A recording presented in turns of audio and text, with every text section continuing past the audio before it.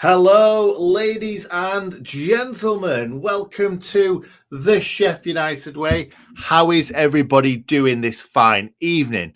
We've obviously got a game coming up. It's a match preview for Preston North End versus Sheffield United at Deepdale. The kickoff is 7:45. I'm not quite as excited for this game as I was for the Derby game for obvious reasons. We've just gone and been beaten by Derby away from home. It would have been nice to have got a home match in between so we could try to have got that win. But hopefully we're going to get something from this game, if not a win.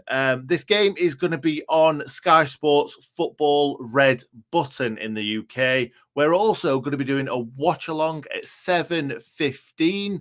Also, I'm going to quickly pop up on screen all our absolute legends that are members that have also already got the Del Geary podcast. For everybody else, it's going to be available on Thursday. So if you want to be a member, click that join button, that big red button next to the subscribe button on your desktop or Android phone, and you can be a member of the channel. I'm going to bring in Mr. Hal Stewart. How are you doing today, sir? Fresh trim. So how do you think I'm doing? You're looking sick, brother. Thank you, sir. That's Fresher very kind. Me. Yeah, for once. Yeah. So this won't last long. My hair grows ridiculously quickly, as do my nails. It's kind of a bit weird. Okay. I didn't want to know about your growing nails. A face. It just made me feel a little bit sick, if I'm being completely honest. I don't know why. I'm not cutting my nails on the channel or doing anything like that, nor am I showing you them. I didn't even bring them up on screen, and that was a pure face of disgust. I don't know. I'm just not a big nails fan, if I'm being honest. We're not nail guys. No, I don't think many people are. Anyway, also, before we get into talking about this game, I want to talk about the Sheff United Way Clips channel. Make sure you, after this video, you go and search that in the little searchy box on YouTube. Give it a subscribe because there's going to be loads and loads of great content. There's already loads of great content, but there's going to be even more. I think I've probably got about 15 clips ready to go on there. So make sure you search, subscribe, enjoy yourselves. Anyway, Hal, do you want to say anything before I talk about the last game against Derby? Only that I hope that you make it quick. I'll make it very quick. Don't worry about that. Super duper quick. So, in these games, I just want to talk about the positives. Not many to talk about. So I've got 3 down here. Just the fact that we got minutes in the players' legs because they've had such a long time out. It's nice to finally kind of play a championship game because getting the run around by a Wolves side is not as good as playing in a competitive championship game. Second of all, we need a reaction after that terrible performance. I'm not saying the whole performance was really, really bad. The first half was mediocre. The second half was dreadful going forward and not much better at the back. Really, really poor challenges or non-challenges. And obviously, we just got cut apart. But obviously, these things are positives. I'm not talking about the negatives. So the last positive that I've got is hopefully 1 week closer to having Morgan Gibbs-White back. Hal, what do you think about that?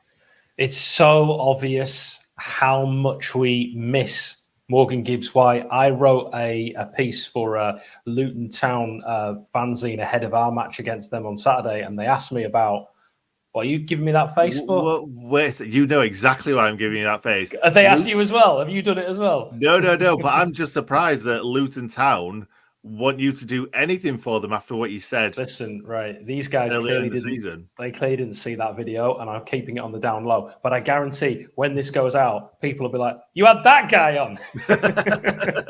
What did you say again? Doesn't matter. So anyway, in this particular piece, it was all about how integral Morgan Gibbs-White has been, and when he's been out of the side, we look completely devoid of attacking ideas. That final third, you thought Iliman Ndiaye, I always say it really quickly, could have stepped in and literally just filled the shoes. And we see flashes with Ndiaye. I think with Morgan Gibbs-White, when he's on it, and we saw it from that very first game, he's on it, and the whole team ticks. Yeah, in my opinion, mate, about Iliman Ndiaye is when Morgan Gibbs-White's playing, he's taking up so many players are watching him, making sure he's kind of not creating the chances, that Iliman Ndiaye has less people around him, less people expecting him to create something magical. So in the game against Derby, I think we kind of everything went through Ndiaye, and that's when he had 2-3 men crowding him out. And obviously, he's not one of them players that's going to take the game by the scruff of the neck, but he is somebody that can do special things. Anyway, I'll let you talk about last time out. What happened? We're going to go back to the 6th of April 2019. Better times, Nick, as Sheffield United return to the automatic promotion places in the Championship. The Blades opened the scoring through Didsey, David McGoldrick's tap-in, after Preston keeper Declan Rudd had tipped John Egan's header onto the crossbar. That goal was enough for a 1-0 away win. 8 of the 11 are still at the club from the Blades side, actually, that played that day.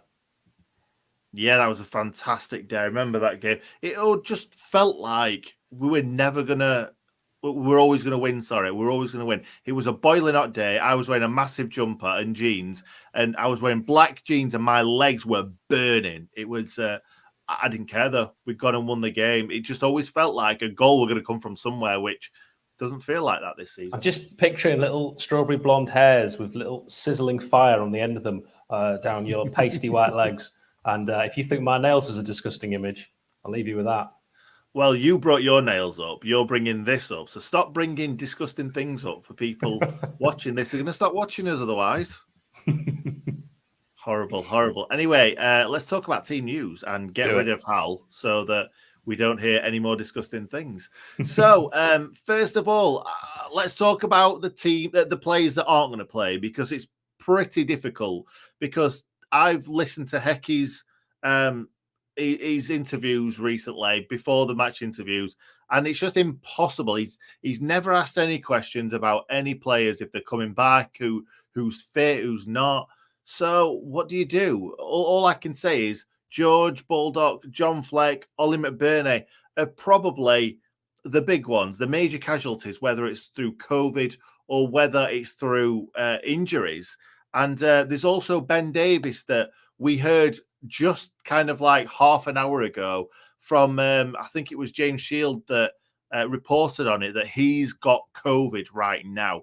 That's only what we've heard from being reported on by James Shield. So we're expecting Ben Davies is not going to play in this game. However, I did put him in my preferred 11 because, let's be honest, this is a preferred 11. And if it's up to me, I would absolutely prefer Ben Davies to play in this game rather than Jack Robinson. I think a lot of people gave Jack Robinson more credit than he deserved against for the Fulham game. I think he played okay, but lots of people said, "Oh, he was fantastic." No, he had a game where he didn't make any mistakes. Let's put it that way. So in this team, obviously, I've gone for Wes in the goal, Bash, Egan, Davies. We're probably expecting Jack Robinson in this game again, unless they're going to play Gordon in there. Maybe, who knows? Either play Egan as left centre back or play Gordon in there or swap Bash over there. I'd just rather not see Jack Robinson in this game. Then I've gone for Ben Osborne at left wing back, because really, if Stevens is not fit enough to start the game, I would much rather see Ben Osborne in that starting 11 than Reece Norrington-Davies. I've just really not been bowled over by him in any games this season, I don't think. And I don't think him and Robinson work well together in the slightest. So I'd like to see Osborne in there because he's got a lot more experience. I think he's a lot better going forward. He's possibly better defending as well. Bogle's in there, even though I don't think it was his best game against Derby. You thought that he was going to kind of come to the forefront because of obviously playing for Derby before us. But it seemed like he had a mad sort of 10-15 minutes of trying to show the Derby fans how good he was. And then he kind of just went back into, let's just cross it from deep and it's going to get headed away. Or not even that. Sometimes it was overhit. So, yeah, not the best game for Bogle in the last game, but hopefully let's see something better from him in the next game. I've got Norwood and Berger again. I don't think Berger had his best game either. I don't think any of them really did. But Berger will get better. I guarantee it. Norwood in there as well. Obviously, he's going to be the conductor. I've gone for, I know this is different. I know that McGoldrick seems to play a very, very, a lot deeper role than what I've got here. But I just want to see Sharp and McGoldrick, like Hal said, in that Preston game from a few years ago. McGoldrick and Sharp work so well up front together. Stick them up front together, having died, just kind of link in play. Let's see. I'd like to see that. I can't see that happening, Hal, to be honest. I can't see those two playing up front together, but that's what I'd like to see. That is my preferred 11. Yeah, we mentioned it so many times, isn't it? So funny that here we are after spending all this money on strikers, and the two old heads are the ones that you feel like you can still rely on. Do I dare say that? I mean, Didsy misses the ones where he has to think about them for more than a second, and Sharp hasn't really been sharp. No, he hasn't. He did score against Cardiff, which was not too long ago, but at the same time, it was a tap-in. Morgan Gibbs-White did put it on a plate for him. So he's missed a lot of big chances, and certainly against Derby, that was a massive chance that you'd at least expect him to make the keeper make a good save from. Yeah, a game for us devoid of chances. That was really the chance. So yeah, you're absolutely right. You needed to take that one. Let's move things on after seeing the side for the Blades and talk about the opposition. Ryan Lowe's Preston are the team we've played in the Championship more than any other. Played 17, won 7, drawn 5, lost 5, scored 17, conceded 17. 17 is the key number here. It will be our thank you. It'll be our 100. Doesn't Didsy wear 17 as well? Yeah, he does. There we go. It will be our 120th meeting in all competitions against Preston North. And of course, people will say like, "Oh, surely it's more in the Championship." And literally, when it was named the Championship. So in the total 120 meetings, we've won far more than we've lost. 152, lost 36. Now, the man to watch is their top scorer with 8 goals, Emil Rees Jakobsen. Ryan Lowe has collected 7 points from a possible 9 in the Championship since he took over. Tom Barkhausen, Sean Maguire and Alistair McCann are all options that could come back into the side for Lowe after missing out in the previous game.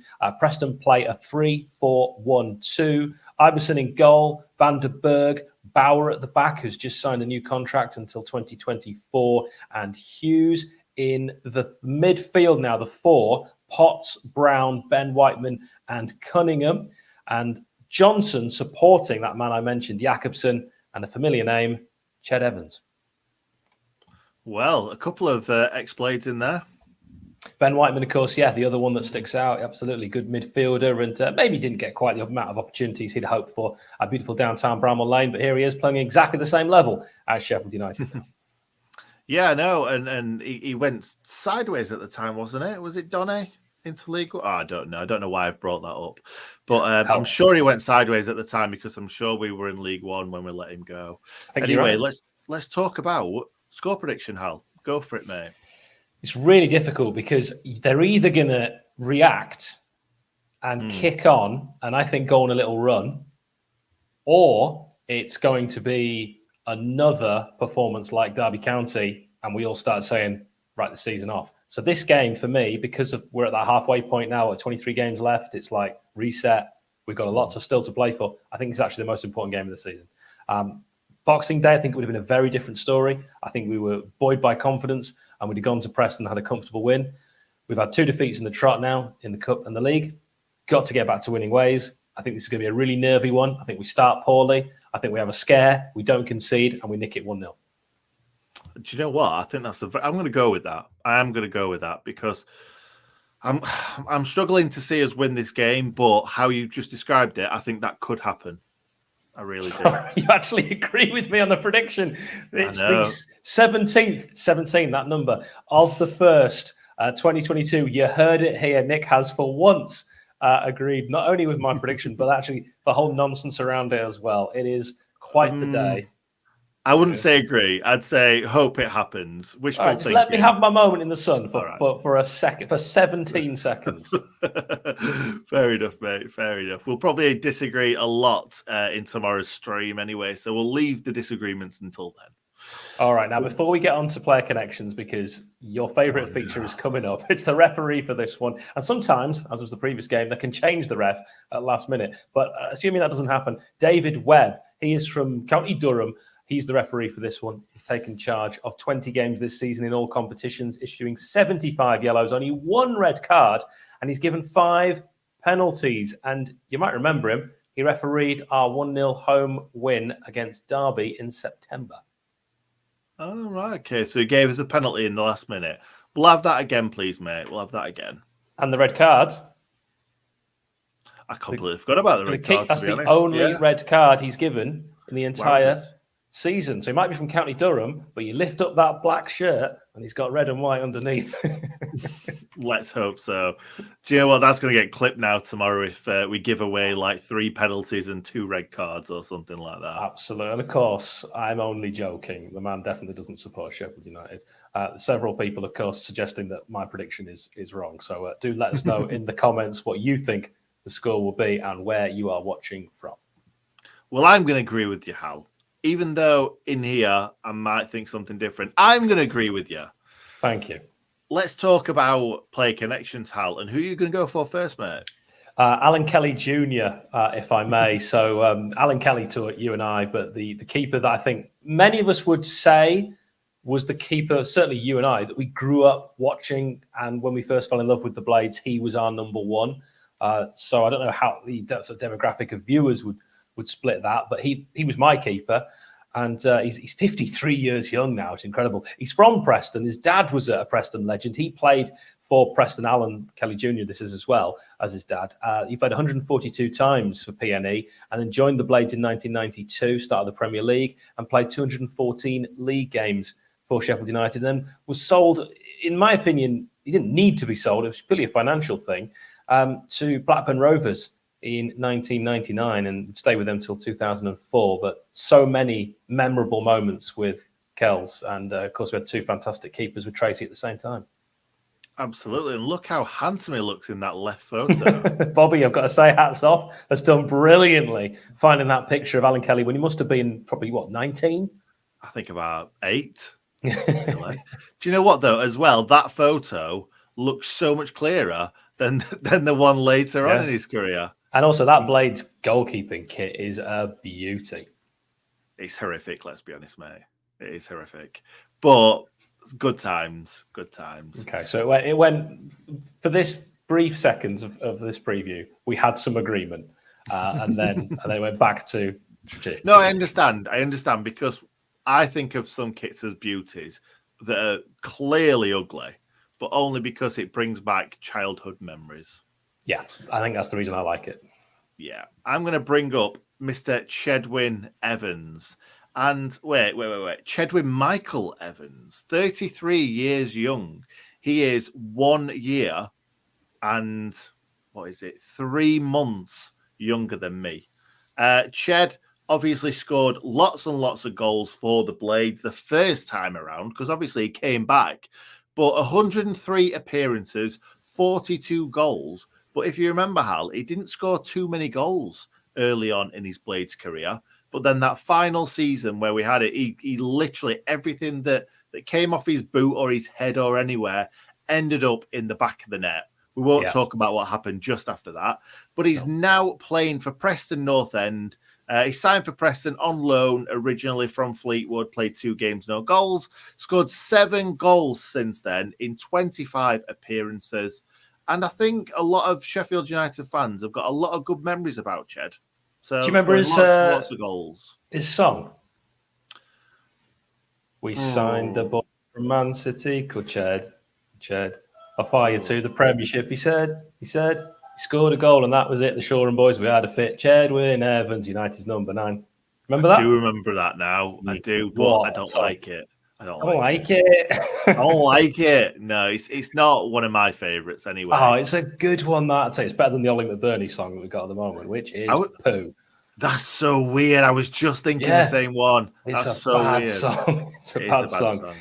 Suits the player. Right, James Ian Cook Bryson is the next one I'm going with. His birthday, as we're talking about birthdays and that, and how far away from age we are. His birthday a day after mine, but we're slightly 20 years apart. He's also a friend of the channel. He's done an interview with us. It's well worth checking out. Formerly of Kilmarnock, joined the Blades in 1988, stayed until 1993, had a really good goal scoring record from midfield, scored 38 times in 156 league games, which was better kind of his goal per game return than any other club he would ever play for. He would go on to represent Preston North End in 93, all the way to 1997, 19 goals in 151. Legend, such a nice bloke as well. What a lovely bloke that we've had on the channel. Podcast. Anyway, Ben Davis, I'm going to go for next. What a little legend. Look at that hair. That hair does not change one little bit. It might be a little bit darker now, but he looks very, very similar. Unfortunately, we're not going to be seeing him in this game, we don't think. But yeah, the reason why I brought him up is because he's currently playing for the Blades on loan from Liverpool, obviously. 14 games. He's not scored a goal yet, but he's had a decent start to his Blades career, even though a lot of the time he's been playing under a manager that wasn't getting the best out of the squad. I think in testing circumstances, he's done quite well. He obviously played 136 games for Preston North End, only scored 2 goals out of 136 games. That's quite mad, that, even though obviously his centre-back comes up for corners, 2 goals, 136 appearances. Crazy. But I think you might like to know this, Hal. His full name, Benjamin Keith Davis. And for a 26-year-old having a middle name of Keith, you don't hear it. You don't hear it these days. I don't know a Keith. No. You don't know a Keith. No one knows a Keith. No, he's not a Keith, technically. He's not a Keith. He's not a Keith, but middle name of Keith, harsh, very harsh, Mr. and Mrs. Davis. Last Keith Tracy that we had? I would say so. Yeah. I think. Yeah, I believe so. Keith Gillespie, obviously. Yeah, I can think of him, but obviously Keith Tracy was afterwards. If you are having a child and you think you want to try and revive the name Keith, make it happen, because otherwise I think they're going to die out. I think you're probably right. Same as like Ian's. Gary's and Ian's. Ian's, Collins. Oh, yeah, I've got a little baby Colin. Baby Derek. All right, I've got one more thing to leave you with. So 2020, just of course returned to the first league game of the year. Well, in 2020, we lost the first league game of the year 2-0. We won the second one 1-0. 2021, we lost the first league game of the year 2-0. We won the second 1-0. 2022, we lost the first league game, Derby, 2-0. Tomorrow, you've lost me. That was a very easy stat, and thanks to Statsman Adam, as per usual. Excellent. Thank you, Hal, for being here as always. Hopefully we'll get something from this game. Let's hope for a big win and set us on the road to promotion. Promotion. See you for the watch along. Yeah. Thanks for watching, guys. See you later.